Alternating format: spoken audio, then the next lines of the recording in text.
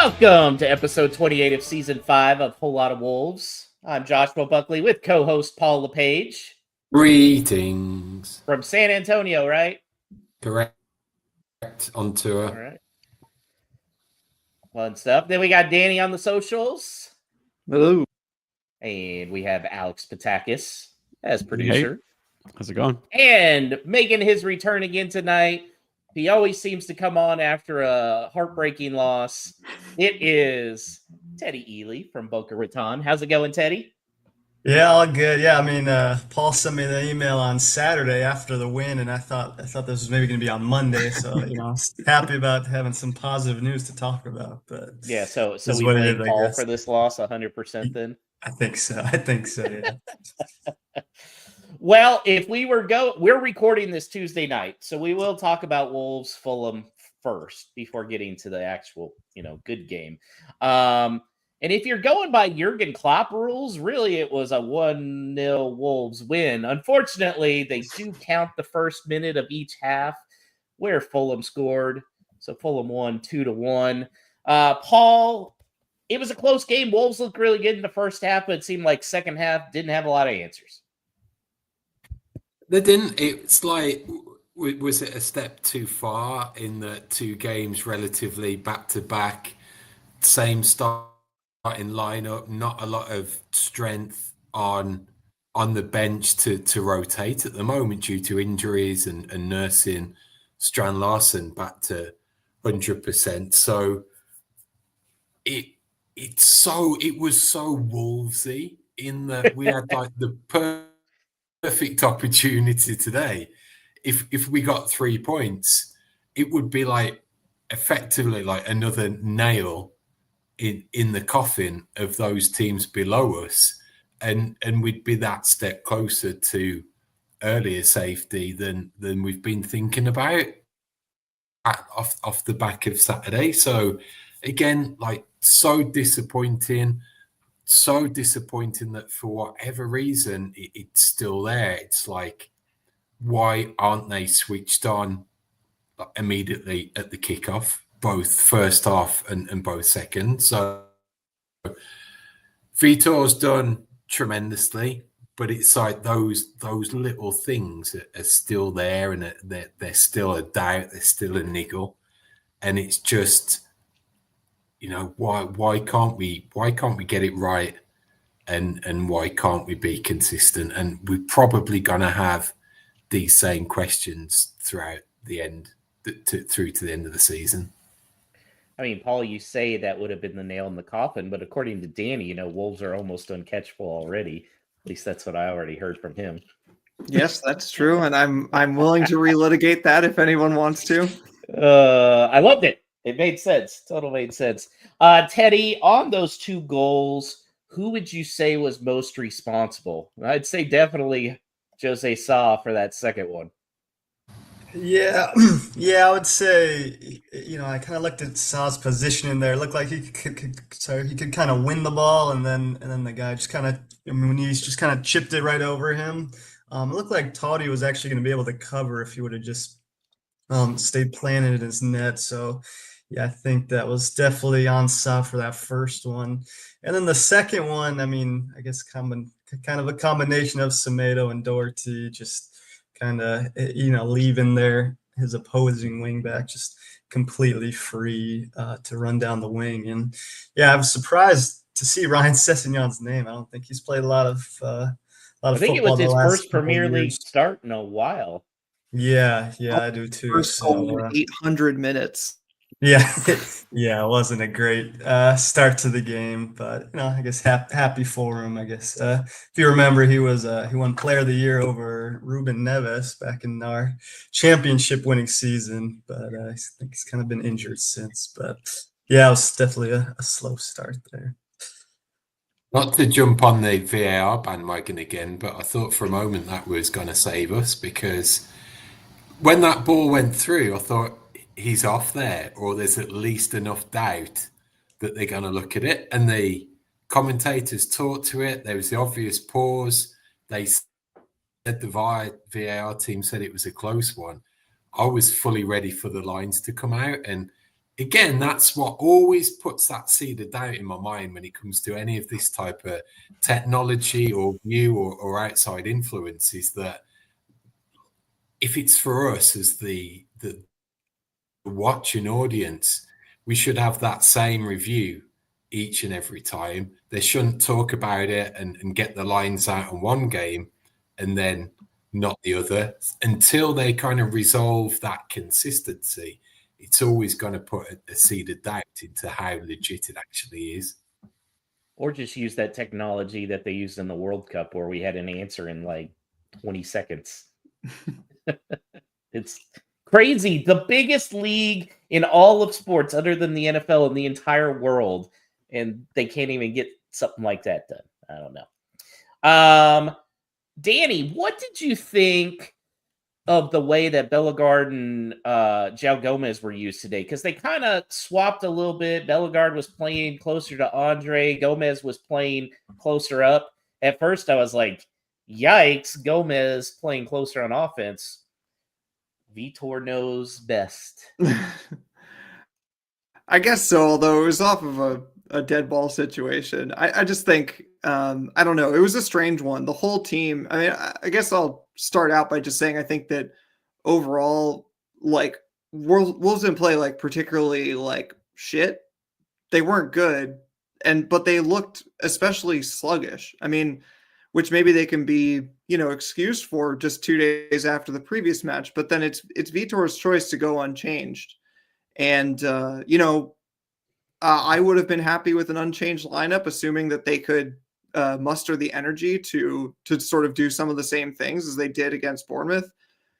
But I think it quickly became clear that they just weren't up to it. So, specifically to your question, after the opening goal, we did look halfway decent. I mean, we were not just keeping possession because we had a lot of possession in the second half, but we were actually doing something with it. We were getting into more threatening areas. Still couldn't quite get to, the actual place where a shot on goal is dangerous. So not terribly surprising that the goal came from a set piece where we sort of get to be there by default. But yeah, I don't know.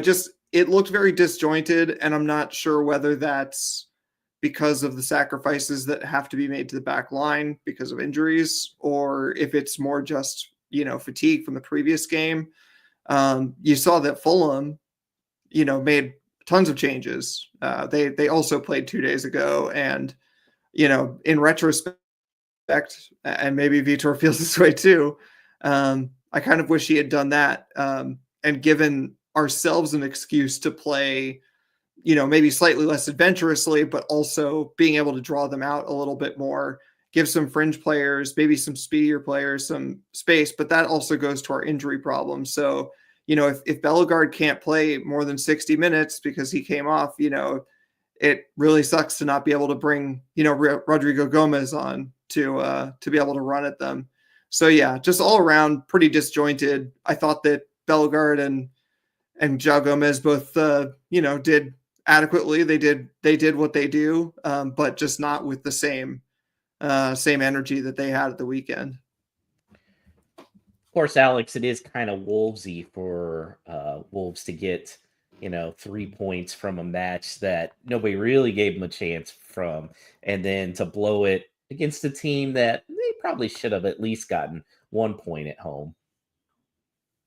Yeah, it is. It's hard to feel that way, like fresh off the game, but I do think going into this, any of us would have been happy to just like pick one of the two and have a win, right? Mm-hmm. Like both would have been true. a lot. I mean, 4 points would have been excellent, but it's extremely Wolvesy to do it in the order in which they did and to look the way they did in the home match. But that's okay. I'm heartened by the week as a whole if you kind of zoom out and look at both fixtures, I think. Paul, Vitor commented over the weekend that maybe they've become too reliant on Matheus Cunha. Kind of looked the case again today, and it wasn't his best second half either. Yeah, that talks to a whole bunch of factors, and I think it's like the squad element, the rotation, the ability to have players complement him, even that you can imagine that now we've gone from last season where you had that triple threat of Cunha, Wang, who was in form and had decent stretches of game time. You had Neto when he was playing and fit and all his assists. All of that's gone away now, and it is solely on Cunha, even to the extent that off the bench, who can you really rely on in an attacking sense to offer something even a little different? And it just goes to that talking point that, if we sell Neto, okay, we're going to reinvest these funds and bring in maybe 1-2 players that may not hit his heights in the first season, but they can contribute and they can be there or thereabouts. Our replacements for Neto so far have been based on tonight: Rodrigo Gomez, who's unfit, Carlos Forbes, whatever the heck's gone on with that, just baffles me. So these are the decisions that are coming to bite us on the ass now, and effectively it's got nothing. I feel I don't feel bad for Cunha. I feel that he's unfairly under the spotlight for this, because it's Cunha or bust at the moment. If he has a bad game, we lose. If he scores, we win. It feels like that polarized at the moment. I tell you who would have been a nice player with Matheus Cunha. That is Mr. Adama Traore. Just saying. We saw him, Teddy. He actually had an in-pro that got credited with the assist for that second goal. Overall, how do you feel like his return was to Molineux? Yeah, I mean, it definitely feels a little odd. I don't think I've ever seen him quite hit a left-footed through ball like that. It was like Kevin De Bruyne pass, to be honest. So it was pretty impressive. But yeah, I thought Traore actually had a really good game, and it seems like Silva's kind of helped him maybe simplify. Like he would get by a few of us, and then pass the ball off instead of just kind of sprint down the byline and cross it in. So yeah, looks like he's kind of improved since he left Wolves, to say the least. I think the only surprise tonight was that it wasn't 3-1 on the break with one of Adama, Alex Iwobi, or Jimenez scoring that third. I was generally baffled that didn't happen, and the chances were certainly there as well. So yeah, it fell to Alex Iwobi at one point, at 2-1. And I knew exactly what was going to happen, and luckily I was wrong. But yeah, I do want to let us not pass over the fact that Adama celebrated his return to Molineux with maybe the first accurate final third pass with his left foot that anybody there has ever seen. So I appreciate the development that he's had. Yeah, Paul, I think the bigger surprise wasn't that, him or Jimenez didn't score. It was that it took 12 minutes before I brought him up in this podcast going against Fulham. One thing that was kind of nice being on the opposing side of watching Adama was refs not giving him calls necessarily. Say what you want about Peter Banks at the call, the way he officiated this game. I don't know about you guys. For me, maybe it was an actual lag on Peacock, but it felt like there was like a 3-second tape delay every time he blew the whistle from when the foul actually occurred. And he read the situation to see how are they going to react if I do or do not blow this whistle? But seeing him understand that, in the words of Rob Holding, Adama is built like a brick shithouse, not rewarding him with calls where I felt like he went down a little bit easy against some of our much slighter players like João Gomez and Andre, was at least the one nice thing about seeing him run all over us, was them not getting those calls. So thanks, Peter. Cunha and Adama looked pretty chummy too. Maybe Cunha stays, brings Adama back. Just saying. Danny's like, can we please move on? How gray do the dreads have to be before you give up on the dream of him ever playing? Never. Okay. Never. Stu just turned off the podcast.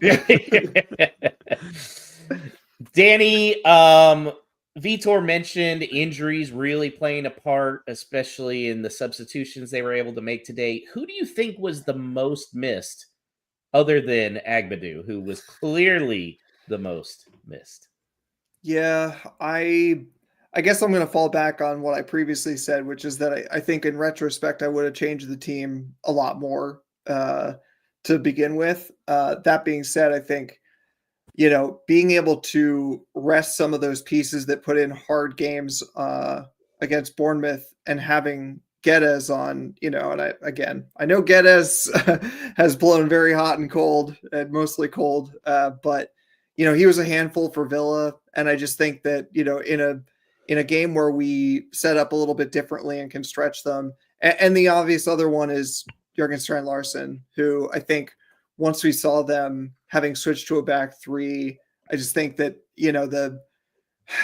I have to believe that if Vitor Pereira could have gone back and changed that lineup, he might have swapped out Larson for anyone, for mostly anyone up there, just to occupy some people, because he, didn't really have the time to get into the game or do that. And at that point, Fulham are just, so comfortable sitting there absorbing pressure.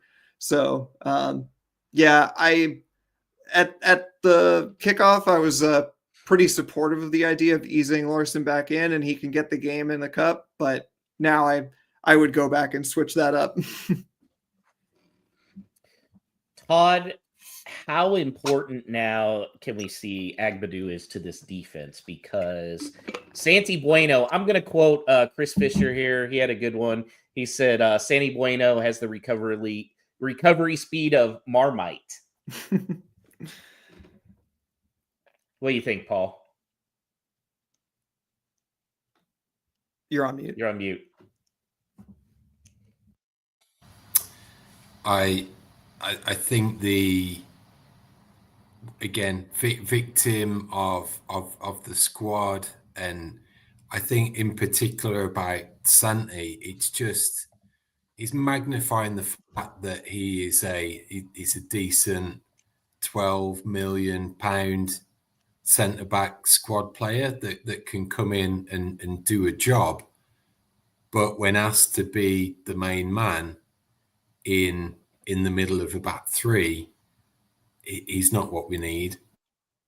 I think he could probably do better on that right-sided berth, have a little less pressure, like the need to dominate from that central position isn't as much on the right, but he's coming up against a decent form player in Doc. So I think that's what really hurts us at the moment, is that there's a distinct drop off with these players coming in, and these are the margins. It's that 5-10% difference, probably a little more if you're comparing Agbadu versus Breno, that turns tonight into at least a point or maybe a win, even though we don't play at our best.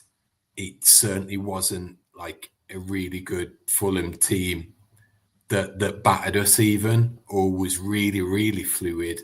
It was both goals were very preventable. And I think that's like the compound effect of having these players that we aim to rely on, that happens, and it's not as strong as it could be because we've got those key players missing.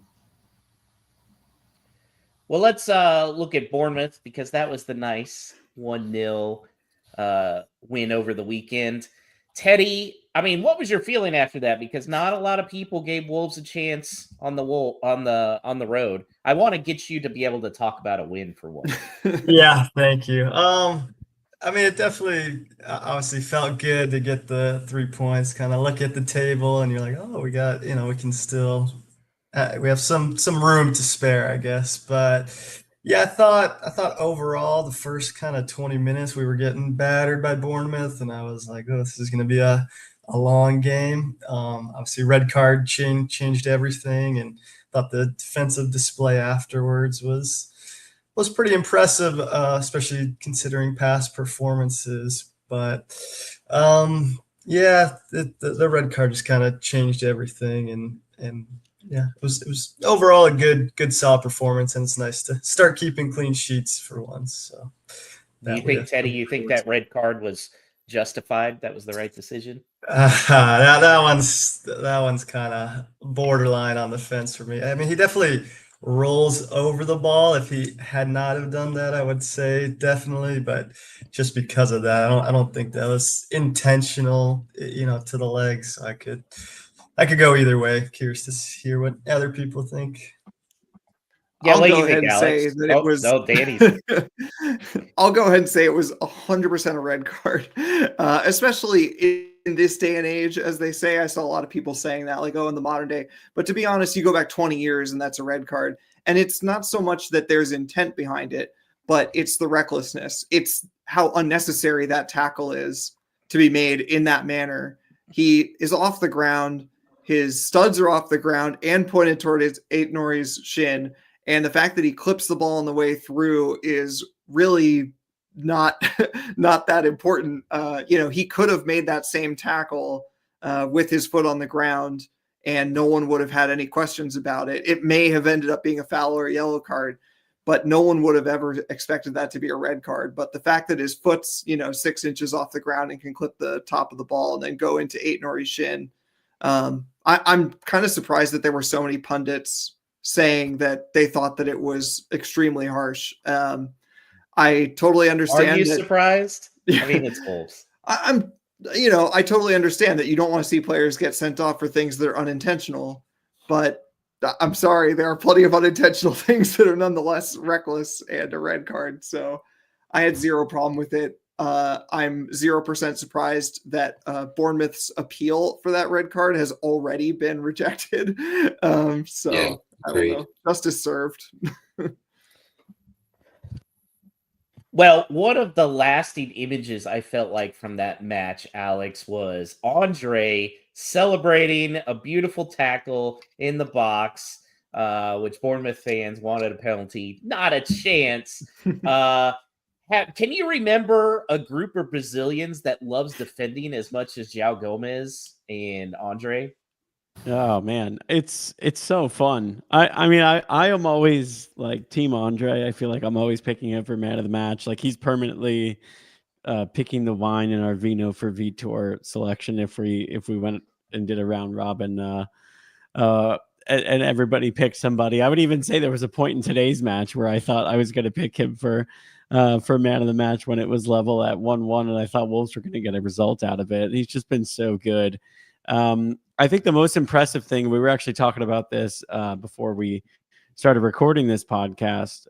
Danny was mentioning that he has 3 yellow cards in his time with Wolves, which is insane. Like I've said before, I think on this podcast, I made a joke. He's basically like João without the bookings. Like he just doesn't miss on his challenges, which is insane. So to have, João is a different player, but I do feel like they excel at a lot of similar things. But Andre just feels like a more composed, I don't know how else to say it other than like a more professional version of João Gomez. Like he's almost like he's closer to his final form than João is, I think, which is, I mean, what an unbelievable bit of recruitment. And it's crazy to think that when he came in under Gary O'Neill, we're like, we can't find a use for him. Why the hell did we buy this guy? Like, I mean, the joke was on us, right? Like, well, of course, like that says something about Gary O'Neill if you can't find a use for that player the way he's been playing the past couple of games. Yeah, I mean, that was insanity. It really was. Danny, I'm gonna let you get a chance to explain / defend yourself on the tweet today, which got a lot of stuff that they're almost uncatchable already. After 3 points this week, go for it. The floor is yours. That's right. Well, what that was in reference to is that, of course, I was up to my spreadsheet shenanigans, and I just put together the run for Wolves, Ipswich, and Leicester. Of course, before this game tonight, we were all had equal numbers of games, and of course, Wolves were on 22 points, still are, of course, now, and Ipswich and Leicester both on 17. I won't go through the whole thing, but the main points are that all 3 teams play each other starting in week 31, which is in, I guess, about a month or a little less. And Wolves have 7 home games, whereas the other 2 teams only have 5. And as you can probably guess, since it's been a talking point for the Wolves fan base for a long time, Wolves have a decently easier run to the end of the season than the other two teams do. And unsurprisingly, a lot of people feel uncomfortable about that because I said that they are almost untouchable already. And I want to point out that I said the word almost. I said uncatchable, not untouchable. And remember that uncatchable is not mathematically safe. The point is that the other teams have to get those points too. So I put it to you. You are a fan of Team A or Team B. Team A has a better run and 7 home fixtures, and Team B has a worse run and 5 home fixtures and also 5 fewer points. Who would you rather be? And I would say that the other two teams have not looked particularly good over the past month. I know that we're all extremely scared of what Manchester United are going to do, or more importantly, not do to Ipswich tomorrow night or tonight as you're listening to this potentially. But I think we all would have felt the same thing about what Spurs were going to do or not do to Ipswich over the weekend, and they beat them 4-1. So I'm trying to take a bit of the emotion out of this. And my caveat, of course, is that, of course, I feel nervous about that too. Like, I try not to be superstitious, but when I tweet that out, of course, I think this could look really bad at the end of the season. But I'm just telling you that mathematically, I think that I would be very uncomfortable being an Ipswich or a Leicester fan. I know that things can change very quickly.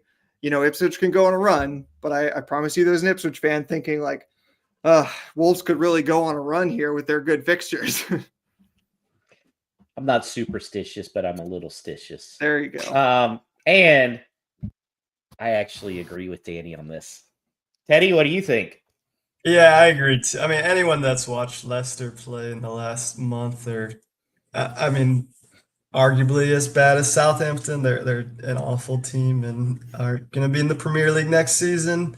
I think the main competition is Ipswich, and again, they just, if you think Wolves' defensive, problems are bad, Ipswich will just kind of concede 3 in like 10 minutes, and yeah, just not look good. So yeah, I agree. I would say a lot of the season to go, but I'd be extremely surprised if Wolves aren't clear by at least 6 points come the end of the season. But we should still be nervous and stuff. As close as we've been to relegation, we're not out of it, but the two teams chasing us aren't good at all. So I'll just put a bow on and say, if it helps you in your fandom to feel nervous, then God bless. I certainly feel nervous without wanting to be.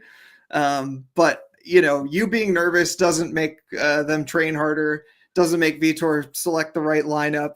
I know it helps us feel closer to the team that we love. So you express your fandom in the way that you want to. And my final thought on this is that I think that Ipswich and Leicester have averaged something like 3/4 of a point per game. So if you want to bet on them suddenly averaging 1.5 per game or something that they need to stay up, then go for it. It makes me nervous too. I'll tell you that. I'm sure there's one person here that is not agreeing with you, and that is Mr. Paul LePage, who has been through the doldrums of Wolves fandom. I'm Team Danny. Oh, the upset! That's a huge upset. Again, everything is talked about: statistics, law of averages, you name it. I just think that we are practically safe. It's in our own hands. I've got much more confidence of going to Southampton and going to Ipswich and not losing, and effectively that's all it's going to take, really. So whilst I'm not chill, I'm in a better state of mind and better just common sense about it, really, that it just stacks up now. Am I proud of the fact that we're celebrating a potential 17th place finish? Not at No. all. Am I really nervous about what this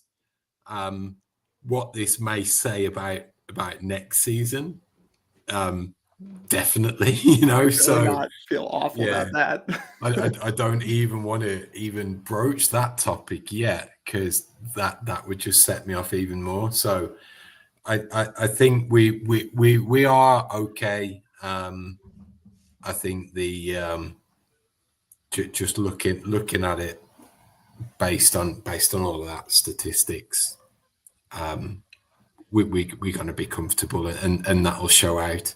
I think you mentioned it, Danny, like when we were mathematically safe the last time with Lopetegui, it came to like the Villa game or something. Yeah, I could see it working out something like that with a good many like games to spare, we're going to be okay. And that's a good point that I'm going to bring up, because I did the math, and so I'm not going to waste it. But I remember that season, and I remember feeling just as nervous then, and it was awful. But I want to point out that we secured safety in the game against Villa. We could no longer be caught by any team in the bottom three, right? That's what we're talking about. But in fact, we crossed the points that we needed at the end, at the end of the season, what those three teams got to. We actually crossed that threshold a month earlier at Chelsea when Mateus Nunes scored that screamer. So the point is that I think all of us sort of like in our heads think about like getting to 40 points or whatever, and we see how few points we have and how insurmountable that feels. But the reality is that the bottom three teams are not going to get to 40 points. I don't know what they're going to get to. I think it's going to be very low. Get to 30 points. Yeah, they might not get to 30 points. You're asking Ipswich or Leicester to get another 13 points on the board, and it's hard to see that happening in however many, like 10, 11 games that they have. So yeah, it's just, you don't really know when that safety is going to come.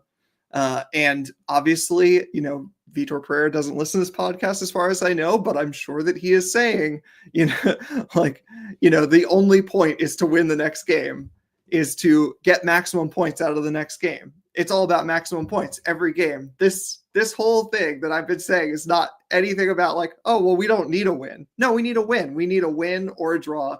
The most points you can get out of every single game. That's what you need. Mm-hmm. So you guys, you heard it here first. Danny says, go ahead, start buying your season You're really trying to bury for the EPL for next year.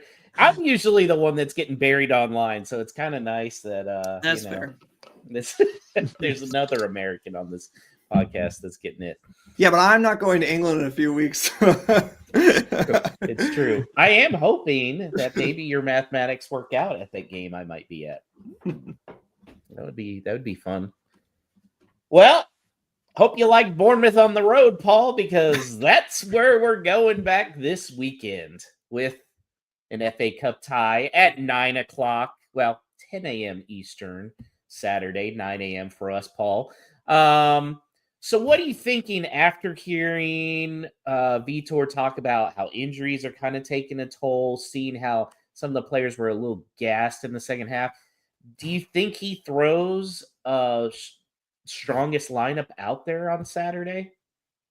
I don't. I think it will be again, like depending on injuries of the guys that are missing coming back. Like I can't, if every one of those was available, I'd be genuinely surprised if they or like any of them came in to start even. So I think it's going to be quite close to Saturday's starting lineup. I think he'll protect Strand Larsen, especially being away from home, that it will be that relatively the same starting 11 as Saturday. But I just think based on Cunha second half tonight, that's the one player that he's got to rest. And that just gives me the negativity that seems we're down to the bare bones so much. It's a massive drop-off if Cunha's coming out and Sarabi is starting, because that seems to be the only attacking outlet at all on the bench, it means a starting 11 of absolutely zero pace. So it doesn't give you a great set of confidence of going down there and getting a similar result to the weekend. Oh man, Sarabia, top goal scoring threat with Cunha on the bench. Yikes, hadn't thought of that. Pereira did say after the match he does not expect any of the players who missed today to return for the FA Cup game. Teddy, what do you think? Strand Larson clearly getting healthier, but I'm kind of in the camp with Paul that have him come off the bench again if needed. Let's not risk starting him here. I mean, I see what you guys are saying. I don't think he'll rest Cunha at all. But yeah, I mean, I want Strand Larson to start from the get-go. Like, I mean, we've literally been playing the last few games with, a front three of, two center midfielders and Cunha. I mean, you've seen it. It's been pretty awful to watch. So, I kind of want Strand Larson to start from the get-go, have him make it to halftime and then make a decision if he can get to 60 or not. But yeah, I mean, we need to have some attacking output. Bournemouth's a great team. Obviously no red card. We'll see what happens. And I mean, we are in the 5th round. I think we're only 2 wins away from going to Wembley. So it's not like it's that far away. I think we should, try and go full speed, try and get another cup run like last season.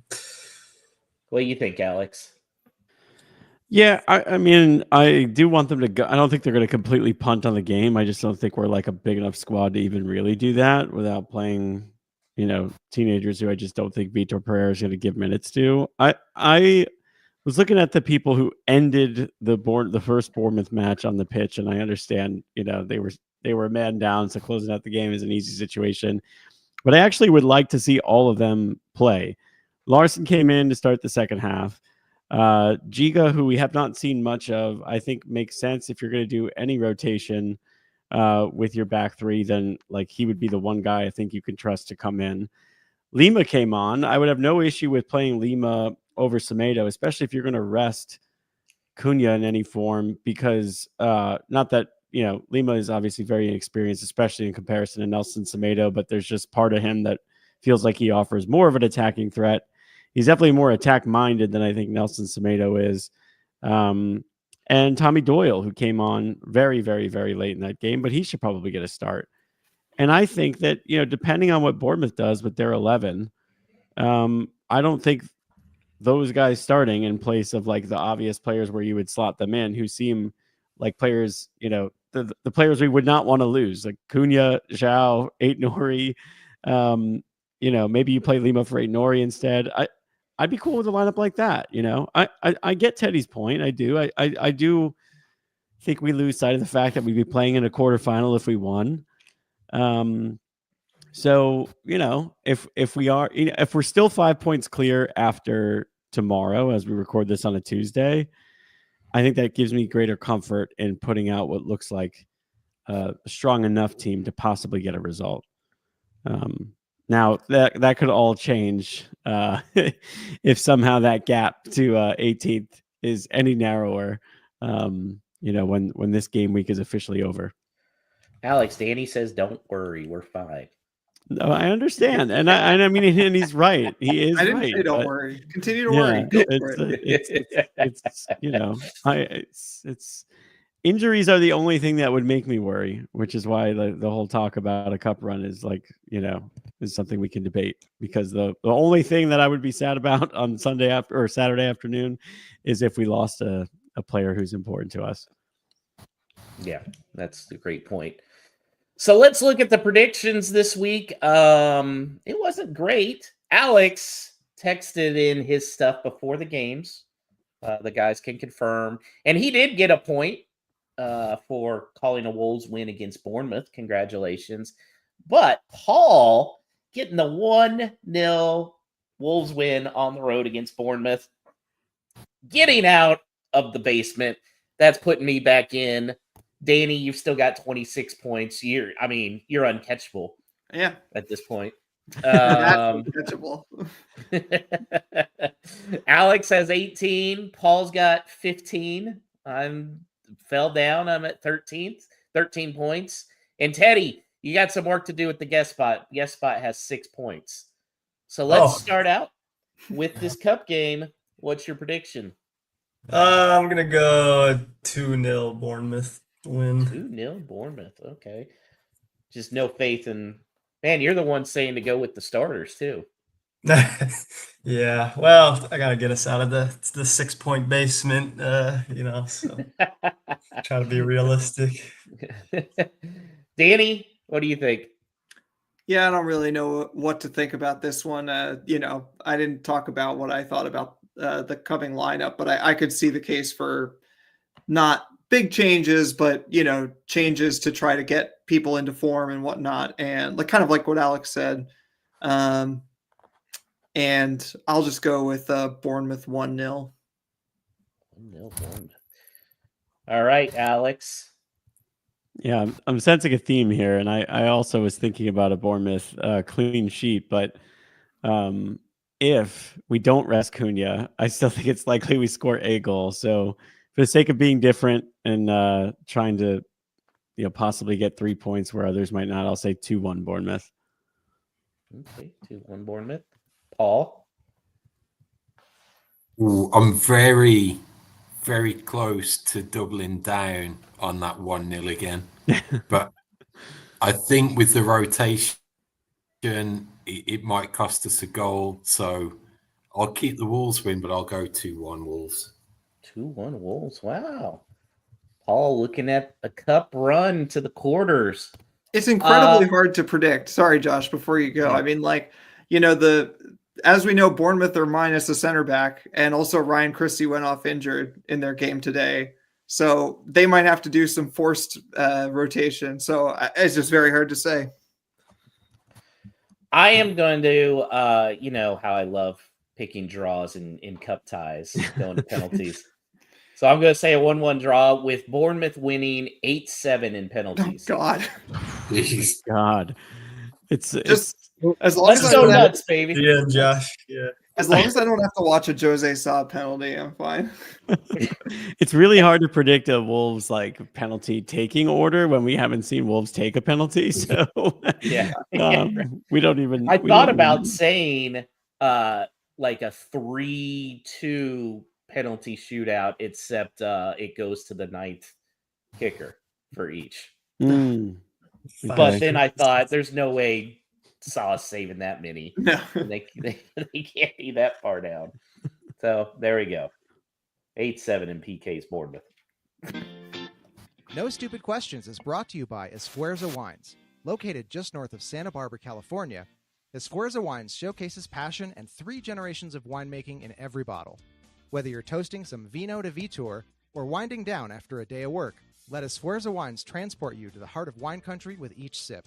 Now at esfuerzowines.com, you can use the promo code VITOR, that's VITOR, at checkout to receive a 30% discount off your order.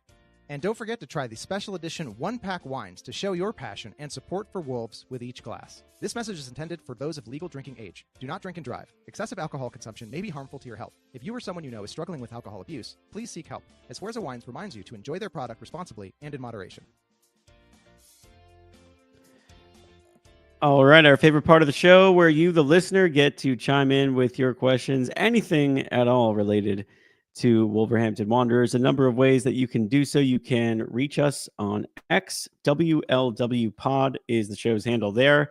You can write us an email. hello@wholelotofwolves.com is the email address. And of course, for those of you who watch live on the YouTube stream, YouTube at Whole Lot of Wolves, you could always throw your questions in the chat and we can address them on the spot there. So we'll start with an email that comes from Drew in Pittsburgh. He emailed us, is it possible that Wolves have to replace not only Cunha, but Semedo? Look at this list. Semedo, Sarabia, and Geddes, not to mention maybe Aït-Nouri and dare I say it, Zhao this offseason. So they have to place their whole team this season. So Paul, do you want to take these in the order in which they came in, or highlight the ones you think they will be replacing, perhaps? Like, I think like all of them, the main ones that Drew talks to initially is that Cunha will be too good a value for someone. Semedo will be too expensive wages wise, given the structure that we're in, which is a topic of conversation all in itself. But then that extends, same deal for Sarabia, age, wage bill. Guedes is probably one of the high earners as well. So I think if they got an offer to move him off the wage bill for those reasons, he'd go. And then again, that just talks to how poorly this squad has been constructed.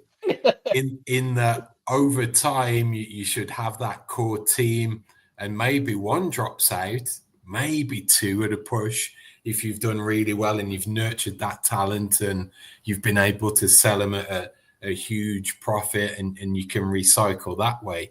But to have effectively half a team to be sucked out, this just goes to why I'm so worried about next season, in that you don't want that level of churn to have to bed that team in again. Your talisman's gone, another captain's gone, highly experienced, ton of appearances, he's gone. And again, we're not even talking about the last two that you mentioned with Ran and Joe Gomez. Personally, I think Ran hasn't done enough this season to attract that really big bid. And I think probably we've still got Joe Gomez for another season as it stands. I think it would be taking a big offer on him for him to move. Yeah, I think João Gomez is the only one who I could really say I see staying, and that's because of World Cup reasons. I think he's going to want to know he has a guaranteed spot where he's at, wherever he's at for the World Cup, which might actually help us keep Cunha. Just throwing that out there. Paul, I see your worries, but I also see, Guedes. We have Enzo Gonzalez, hopefully coming back from the injury. Aitnery, we have Hugo Bueno, Semedo, there's Pedro Lima. So there are some guys coming back, but then there's no depth, which goes to your point that the squad is really constructed poorly. Yeah. Go ahead, Teddy. Yeah, I agree completely with Paul. Is going to kind of be one of my points on this episode. Again, you take Cunha out of our squad, and I mean, I honestly think that they would be relegated. It doesn't look like we have any chance of scoring without him. We talked about it before. We have like center midfielders playing, on wings. We have 3 center backs injured. It's just a very poorly constructed squad. And yeah, going back to the question, I think Guedes, Sarabia, Cunha, Twang probably as well. They all leave, and yeah, we'll basically be left with maybe Rodrigo Gomez on the wing. It kind of seems like our whole entire forward line is going to need to be changed out. And yeah, to Paul's other point, I don't see how. Yeah, I mean, you're going to have to get these players in early doors to be able to have the preseason with them, and you know how Wolves operate. That's not going to happen. So yeah, I don't know what's going to happen with the forward line situation for next year. Yeah, it's going to be that 3-6-1 since we have like 80 gazillion midfielders right now. What do you think, Danny? Yeah, I think the points are generally well placed. I think that I agree that Cunha's price is probably going to be too good of a deal for someone out there. Whether he wants to go to wherever it is I guess the bigger question. I've said before that I think that there are fewer teams that he fits into than maybe people think, but that doesn't mean he doesn't want to go there for other reasons. So I'm sort of just assuming that he's going to leave. The Semedo Sarabia thing is kind of interesting because it's all about wages. Apparently, this new wage structure that they're trying to keep to and how much money they're on, which again, Paul said that's a whole nother topic of conversation. But essentially, I think there's a school of thought that our wages are far too low. But if that's going to be the case, that those players are going to go because we don't want to sign them to a new deal with better wages, then that does open the door to, giving Ryan Nouri another contract on higher wages because he's on something incredibly low. So that would be a way to keep him if there was a suitor. And I think I guess the sort of silver lining of it to me is that I think we've seen this season how disjointed this team can be, both before and after January. It's a bit better after the January editions, but certainly haven't solved the major problems. And so I think a clear out is not the worst thing to happen to the balance of the squad as long as they are replaced competently. And I think it's completely reasonable that people have a lot of doubts about that. But it's funny that we sit here and talk about whether we're going to stay up or not. And no, we're not mathematically safe. And when you say oh, well, Cunha scored all our goals and who's behind him, Sarabia, and then when it comes to the summer and we're going to lose him, suddenly it's a disaster that we're going to lose this guy who, we all dread seeing replacing Cunha for a cup game. So, I think, it's a little unfair from both directions in a way. So I think there is room to operate there. Just like in the season, there are still many points for us to pick up along the way. And there is going to be plenty of room to operate in the summer in terms of reshaping the squad. And I hope that they seize that opportunity. Yeah. The one thing that depresses me is that just as quickly as we can celebrate and toast to staying safe, we already have to start thinking about relegation next year and dreading a summer and dreading the, Fabrizio bombs or whatever, or John Percy bombs we're going to get about when Cunha actually is finally going to leave this club. I can't help but agree with everything that everybody said. And I don't know why there's just these weird lasting images from the previous few regimes that we have had that I feel like we've held up at times as almost a somewhat comedic example of how far we've fallen and how poorly our squad has been planned. And now I'm reflecting on that because a couple of those things were one, when we basically had to play Mario Lemina as a striker. And then I saw, a number 5 midfielder playing striker today. And I was like, oh, yeah. One was João Gomez effectively being played as a winger because we were so defensively unstable that we couldn't possibly take him out of the starting 11 and expect him to do double duty and somehow play as a really advanced midfielder / winger. And that happened today. And, Doherty's done great, but him playing as a center back, these issues are still there. It's really funny that the tone around the squad is so different because we feel refreshed by a new manager. We've actually kept some clean sheets and we are still scoring goals and obviously are better defensively, but those underlying issues are still there. So I hope that Fosun is smart enough to recognize that. I hope that Hobbs is smart enough to realize that as much as we needed players in January, we already need them again this summer. Because you can't be an Agbadou injury away from your whole entire team, your starting 11 getting blown the fuck up. And that's kind of what happened. We're a Rodrigo injury, I guess, away too. Not that he's nailed on to start, but it's really poor. What's the point of Carlos Forbes if you're going to have to play João Gomez effectively as one of your front 3, right? They've done a really, really poor job in a lot of ways. And I just got kind of sad thinking about that because they almost won 2 straight games to make them even more catchable. But anyway, all right, let's move on. That's a problem for another day, is what it is. Let's go to OJ Bailey's question, who asks on X at WLW Pod on behalf of his fiance, who wants to know why do we sell all of our best players? So I guess we've been talking about this a lot already, but yeah, good question. Why does it have to be so?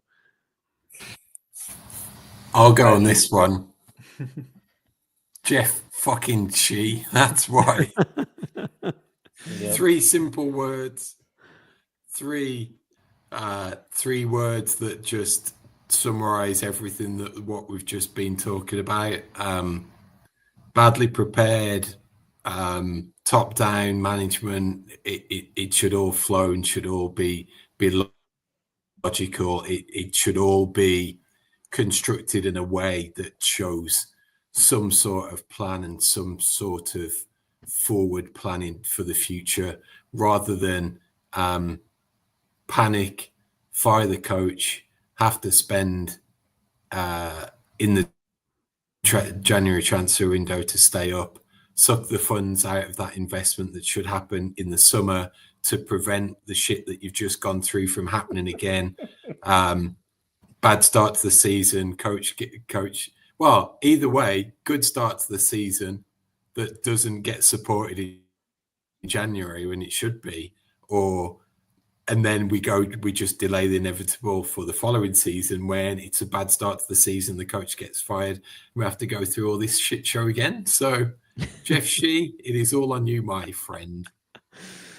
Yeah, would say separately that his fiance, just Wolves are in bottom 5 just in terms of revenue, like how much money they're is coming in, as well as kind of bottom 5 in wage bill. So like any person, if you want to earn more money and you're a good player, Wolves isn't the place for you. And as again, all the worst teams or bottom teams, sell their players to better teams. So that's why we got to keep on finding the next young prodigy, I guess. So. Teddy with the blunt truth. You couldn't even disguise that in like a 3-body problem quote for us. Like, you sound like Jeff Shee. You want money? We're not for you. Yeah. Okay. Man, no. Also, like, if we're just throwing out advice to Fosun, let's also just assume we're gonna play in the first 2 months of next season, Liverpool, Man City, Arsenal, whoever else is like has an incredible summer, and whoever else is in that mix to start the year favored for Champions League. So understand that, like, the desperation we acted with in January, like, please start doing that now. Like, get these guys in early, build a deep squad, give Vitor a chance, because otherwise, like Paul said, it's just gonna be that same cycle that we've been stuck in for the past few years of wanting a manager gone and having to do just enough to survive for one more year. It's like, come on, dude. All right. Carl Whitehouse on X asked how we'd like Pereira to sort out the issues preventing us from getting back-to-back wins.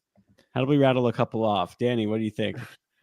Yeah, this is an interesting question to me because I think it goes back to March that we haven't had back-to-back home wins, and it just made me immediately think about how Gary O'Neill sort of, and Lopetegui to a certain extent before him, turned Molineux into a fortress, and there was sort of this real sense around the team and even the fan base that, we were going to stick together and get out of this mess.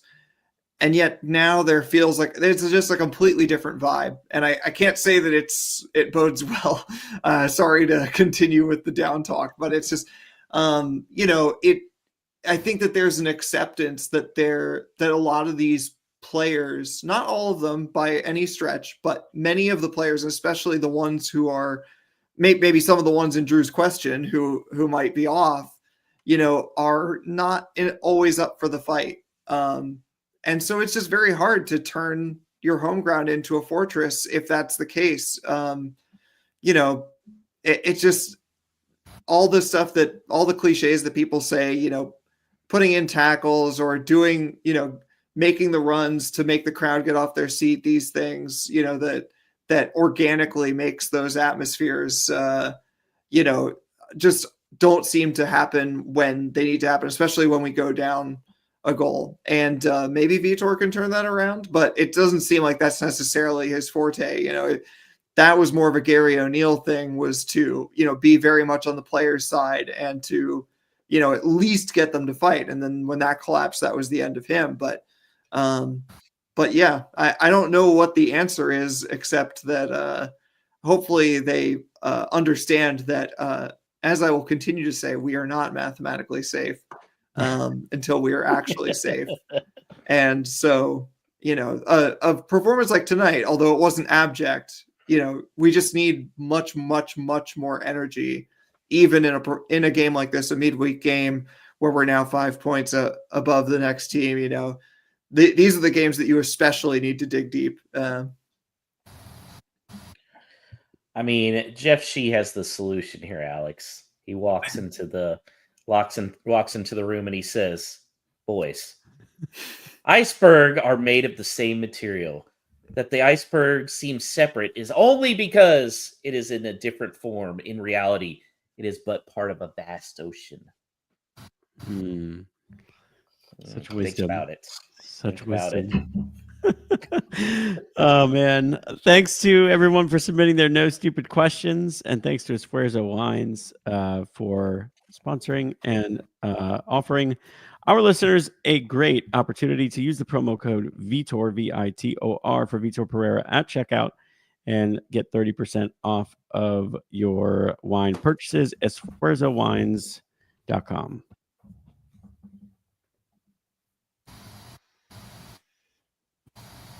Well, Teddy, how can everybody get a hold of you? Yeah, you can follow me on the socials as well as Blue Sky now. There's a few Wolves fans over there at Teddy Ely. And yeah, if you're ever kind of in the area, I try and go to the Lion and Eagle pub to watch the games when I can. So yeah, thanks for having me on, everybody. That brings this week's show to an end. Thanks to Danny manning the socials, Alex doing the producing. You are wonderful listener or streamer. Thanks, because this show is for you. We would ask a big favor if you can head to your podcast listening platform of choice. Please review us, give us all the stars, all the thumbs up that you can if you've not yet done so, because that helps increase our exposure, get more fans on board. The same goes for our YouTube channel as well. Please head over there, smash that subscribe button. We're going to be back next Monday. It's going to review Bournemouth Part 2 and then preview another Crunch League game versus Everton. That will be USA Day, which is Saturday, March the 8th. We're also going to be joined by a previous guest who will be introducing a brand new stateside supporters club. So it'll be exciting to learn about more of the pack growing in the States. So this week, as you go about your business and you are trying to define almost uncatchable, just stop and say, up the mighty Wolves.